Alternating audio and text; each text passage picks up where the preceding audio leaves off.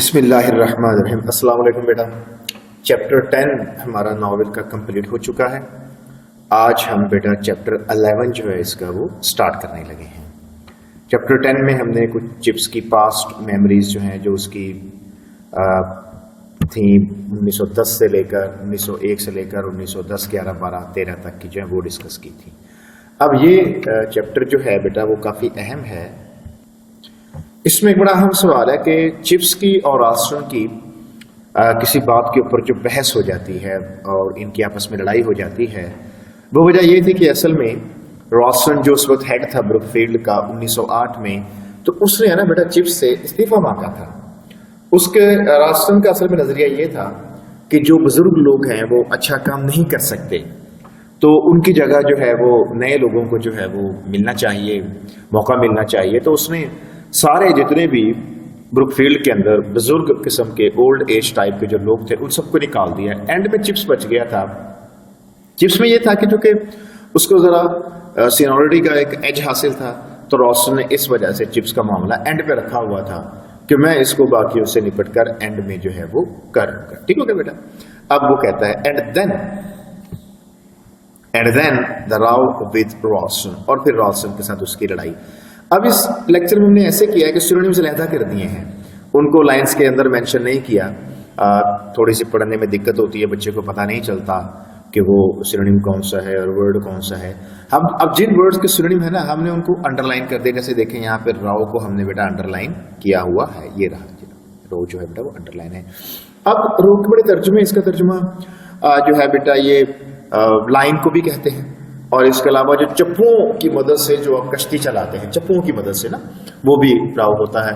और एक इसका तर्जमा बेटा होता है लड़ाई, फाइट, जो आपकी हो जाती है किसी के ऊपर जो है, किसी इशू के ऊपर जो है। और फिर जो है रॉस्टन के साथ जो है वो लड़ाई। एक है राव के साथ उसने डेफिनेट आर्टिकल जो है वो लगाया है इसको स्पेसिफिक करने के लिए। फनी थिंग, ये एक अजीब सी बात थी। Chips had never liked him. Chips ने कभी उसको पसंद नहीं किया था। किसको? ये हिम का प्रोनाउन किसके लिए बेटा? ये रॉस्टन के लिए है। चिप्स ने कभी भी रॉस्टन को पसंद नहीं किया था। ही वॉज एफिशिएंट, ठीक है, मानने की बात है कि रॉस्टन बड़ा एफिशिएंट किस्म का था, रूथलेस और मर्सीलेस किस्म का आदमी था। वो गलती बर्दाश्त नहीं करता था, और यही वजह थी कि जितने भी ओल्ड एज के आदमी थे उसने उन सबको एक एक करके ब्रुकफील्ड से निकलवा दिया था। एम्बिशियस, बड़ा डिजायरस किस्म का था। अब इन सब क्वालिटीज के बावजूद कि वो जनाब एफिशिएंट है, वो रूथलेस है, एम्बिशियस है, but not somehow very likeable.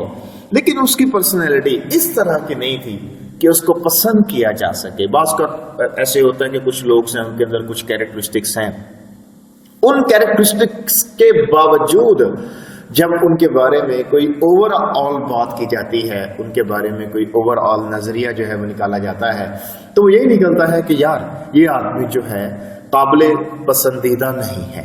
तो रॉस्टन भी इसी किस्म का आदमी था कि उसके बारे में अगर जनरल निकाला जाता है तो वो काबिले पसंदीदा नहीं था। अगर आपने रॉस्टन के ऊपर नोट लिखना है तो ये सारी बातें डेफिनेटली बेटा आप इसके अंदर मेंशन कर सकते हैं कि वो एम्बिशियस था, वो रूथलेस था, इसके अलावा वो जो है एफिशिएंट था, लेकिन लाइकेबल नहीं था। ही हैड एडमिटेडली, आपको ये मानना पड़ेगा, एडमिटेडली रेज्ड।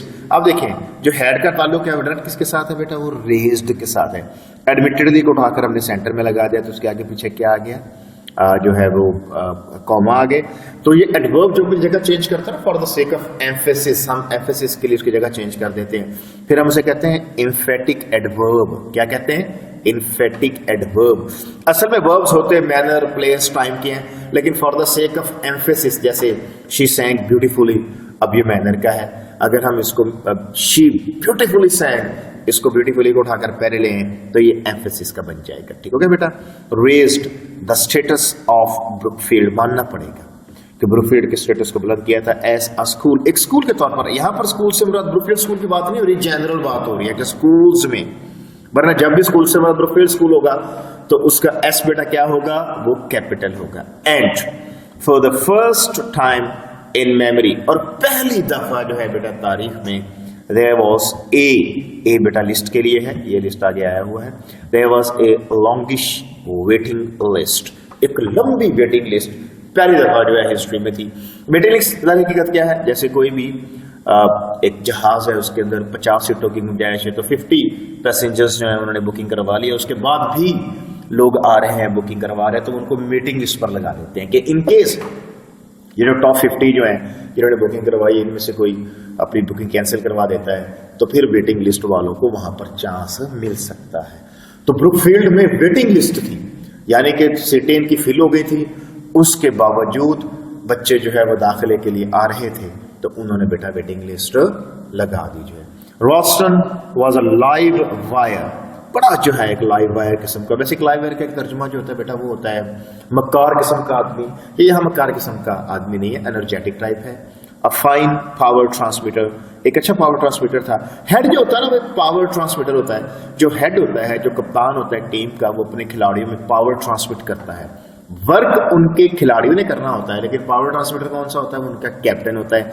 इसी तरह स्कूल का जो हेड होता है वो अपनी इंतजामिया के लिए, अपने टीचिंग स्टाफ के लिए बेटा क्या होता है, एक पावर ट्रांसमीटर होता है। But you had to beware of. अच्छा ये बड़ी इंपॉर्टेंट प्रेपोजिशन, वैसे प्रेपोजिशन का कलर हमने यहाँ पर गलत दे दिया, ये बेटा आर्टिकल का कलर है। प्रेपोजिशन हमने जो है ना वो ब्लूइश कलर में या ग्रीनिश कलर में इनको किया है, ठीक है। तो लेकिन आपको उनसे खबरदार रहना पड़ता है, किससे वास्ते से वो किसी भी वक्त आपको नुकसान बेटा पहुंचा सकता है। तो ये जहन में रखिएगा कि बीवेयर के साथ कौन सी प्रेपोजिशन आती है बेटा, वो ऑफ की आती है, ठीक हो गया। अब ये बेटा इसके सिनोनिम्स हैं। रॉ जो है फाइट, बिकरिंग। बिकरिंग जो आप वैसे तो ये इस्तेमाल होता है, ये जो आप तू मैं जो आप लोग करते हैं ना किसी चीज के रेट को कम करने के लिए, ज्यादा करने के लिए, उसके ऊपर डिस्प्यूट होता है, डिस्टर्बेंस, फ्रे या फर्स को बेटा कहा जाता है। एफिशिएंट बड़े अडेप्ट माहर को कहते हैं, इफेक्टिव को, एक्टिव को, एप्ट को, केपेबल को बेटा कहा जाता है। एडजेक्टिव है रूथलेस, बेटा जालिम को कहते हैं। तो मर्सीलेस, इम्प्लेकेबल, क्रूअल, ऑटोक्रेट को बेटा कहा जाता है। एडमिटेडली मानना पड़ेगा, कंफर्म है, एब्सोल्युटली है, एक्चुअली है, इनफैक्ट, सर्टेनली, ऑफ कोर्स, डाउटलेसली, ये सारे बेटा इसके सिनोनिम्स है, ठीक है। लाइव वायर, पावर हाउस जो है, रसलर है, हाई फ्लायर है जनाब। और बीवेयर मोहतात को कहते हैं बेटा, अलर्ट को कहते हैं, माइंडफुल को कहते हैं, हेटफुल को कहते हैं, वॉचफुल को कहते हैं, केयरफुल कहते हैं।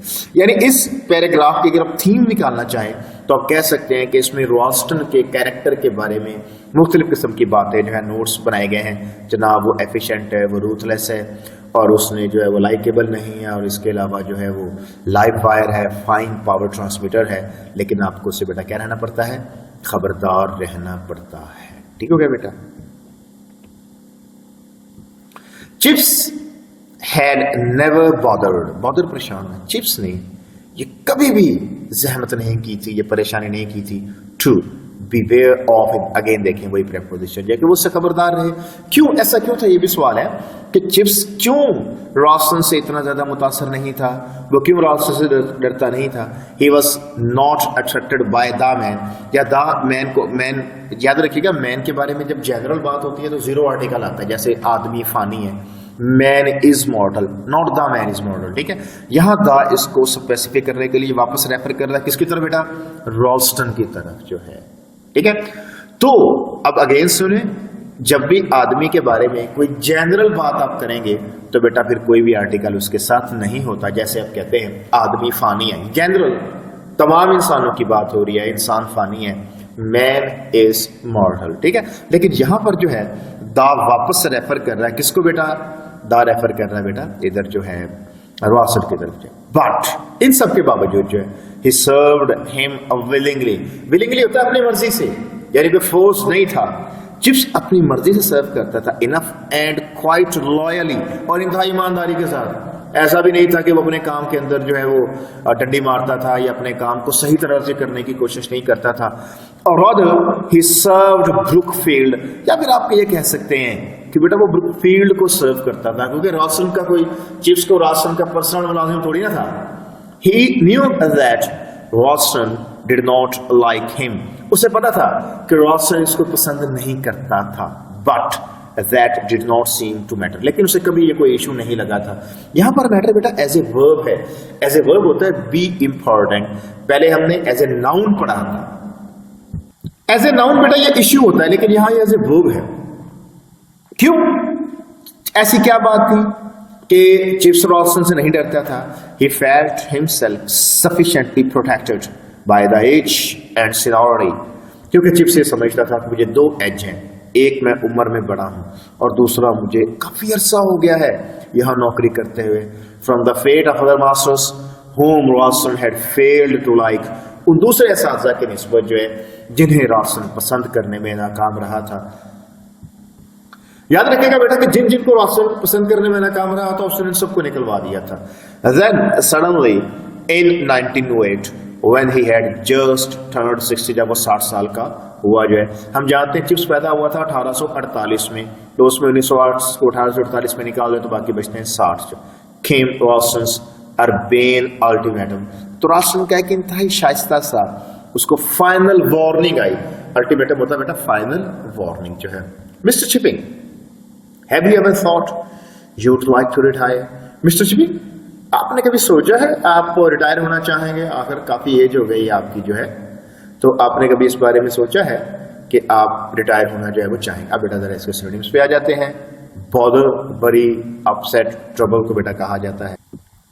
विलिंगली बेटा अपनी मर्जी से कहते हैं, intentionally, knowingly, mindfully, deliberately.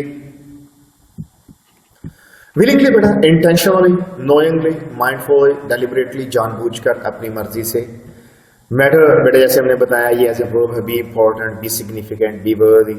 Sufficiently मुनासिब उसको कहते हैं बेटा, अबंडेंटली, एडिक्वेटली, एम्पली, इनफ को कहते हैं बेटा, इनफ एडवर्ब भी होता है, एडजेक्टिव भी होता है। Urbane, polite, कर्डियस, civilised, balanced, cultured. मुहज्जब को कहते हैं, शाइस्ता कहते हैं, अपने फर्स्ट ईयर में पेरा वर्ड्स में बेटा पढ़ा होगा। अर्बन और अर्बेन, अर्बन शहरी होता है बेटा, अर्बन लाइफ, अर्बन ट्रांसपोर्ट जो है। अल्टीमेटम फाइनल वार्निंग होती है बेटा, final offer, final warning, demand, condition, यानी फाइनल जो है जिसके बाद जो है मजीद गुंजाइश बेटा नहीं होती। चिप्स स्टेयर्ड अबाउट हिम, जब उसने ये कहा ना तो चिप्स इधर उधर देखने लग गया। In that book lined study जहां भी आएगा ना समझ जाइएगा बेटा ये हेड का रूम है। स्टार्टल्ड, वो चौंक गया एकदम, बाय द क्वेश्चन, इस सवाल से, वंडरिंग, ये सोचते why Rawlson should have asked this, Rawlson ने ये क्यों कहा जो है, क्यों पूछा जो है। ये ना वाई रॉल्सन शुड हैव, इसकी जो है कलर चेंज किया, ये नाउन क्लॉज है। हमने क्लास में बड़ी डिटेल में बेटा समझाया आपको, नाउन क्लॉज है वो किसी वर्ब का ऑब्जेक्ट होते हैं। यहाँ वर्ब जो है ना वंडरिंग, ये उसका ऑब्जेक्ट है। और जब एक क्लॉज किसी वर्ड का ऑब्जेक्ट होती है तो वो नाउन क्लॉज होती है बेटा। क्या होती है? Noun clause. और नाउन क्लॉज कभी सवालिया नहीं होती, ये बातें हमने आपको बताई हुई हैं। ठीक हो गया। अच्छा, चिप्स जो है इधर उधर देखने लग गया और ये सोचने लग गया कि रॉल्सन ने ये सवाल क्यों पूछा। ही सेड, फिर उसने कहा, एट लेंथ, आखिरकार, ये इडियम है बेटा, एट लेंथ, आखिरकार। नो, नहीं। आई कैंट से, मैं नहीं कह सकता, that I have thought much about it yet, मैंने अभी अपनी रिटायरमेंट के बारे में इतना नहीं सोचा। ये उसने उसको बेटा जवाब दिया है। ठीक हो गया। वेल मिस्टर चिपिंग, अच्छा तो Mr Chipping, the suggestion is there, ये मेरी आपके लिए एक पेशकश समझ लें, एक एडवाइस समझ लें। फॉर बेटा सजेशन फॉर होता है जेन मेरे, फॉर यू टू कंसीडर, क्या आप इसके ऊपर गौर करें।